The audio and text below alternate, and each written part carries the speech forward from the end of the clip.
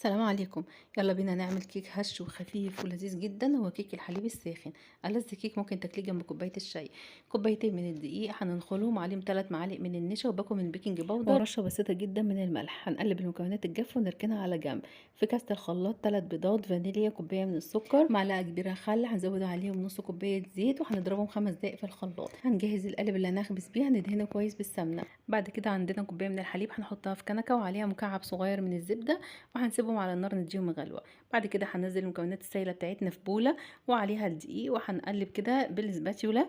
بعد كده هننزل كوبايه الحليب اللي حطينا فيها الزبده، وهنقلبها كويس لحد ما الخليط يختلط كويس جدا جدا ببعضه. هننزله في القالب وهنعمل خطوط كده بعصايه الشيش بالطول والعرض عشان نطلع اي هواء او اي فقاعات زياده. نخبز صينيه الكيك بتاعتنا على درجه حراره 170 رف اوسط، هتقعد حوالي 45 دقيقه. بعد ما تهدى هنقطعها، ودي النتيجه: كيك مثالي، لونه وريحته تحفه، هش وخفيف.